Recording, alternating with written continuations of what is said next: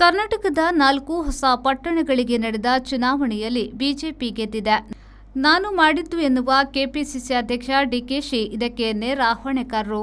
ದೊಡ್ಡ ಮಾಧ್ಯಮಗಳು ಮತ್ತು ಸಂಘ ಪರಿವಾರ ಹಿಂದೆ ಮುಖ್ಯಮಂತ್ರಿಯಾಗಿದ್ದ ಎಸ್ಎಂಕೆ ಬಳಿ ನುಂಗಿ ಅವರನ್ನ ಮುಗಿಸಿದ ತಂತ್ರವನ್ನ ಡಿಕೆಶಿ ವಿಷಯದಲ್ಲೂ ಅನುಸರಿಸುತ್ತಿವೆ. ಸಮಾಜವಾದಿ ಸಾರೆಕೊಪ್ಪ ಬಂಗಾರಪ್ಪನವರು ಮೂರ್ಮೂರು ಬಾರಿ ಹೊಸ ಪಕ್ಷ ಕಟ್ಟಿ ರಾಜಕೀಯದಲ್ಲಿ ಯಾರಿಗೆ ಬುದ್ಧಿ ಕಲಿಸಬೇಕೋ ಅದನ್ನ ಮಾಡಿದ್ರು. ಎಸ್ಎಂಕೆ ಡಿಕೆಶಿ ಆ ತಾಕತ್ತನ್ನ ಹೊಂದಿಲ್ಲ. ಶಶಿ ತರೂರ್ ಎಂಬ ಕಾಂಗ್ರೆಸ್ ಬ್ರಾಹ್ಮಣ ಸಂಸದರಿಗೆ ಸಂಗಿ ಹೆಣ್ಣೊಂದರ ಸಂಘವಾಯಿತು. ಆಕೆಯ ಅನುಮಾನಾಸ್ಪದ ಸಾವಾಯಿತು. ಅಂದಿನಿಂದ ತರೂರ್ ಸಂಗಿ ಭಯದಲ್ಲೇ ಇದ್ದಾರೆ. ಆ ಕಾರಣಕ್ಕೆ ತಿರುವನಂತಪುರ ಮಹಾನಗರ ಪಾಲಿಕೆ ಬಿಜೆಪಿ ಪಾಲಾಯಿತು.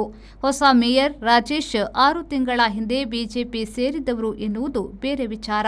ಕರ್ನಾಟಕದಲ್ಲಿ ಎಸ್ಎಂಕೆ ಕಾಂಗ್ರೆಸ್ನಲ್ಲಿ ಎಲ್ಲಾ ಪಕ್ಷ ಅನುಭವಿಸಿ ಅಂತಿಮವಾಗಿ ಬಿಜೆಪಿಯಲ್ಲಿ ಇದ್ದರು ಸತ್ತರು.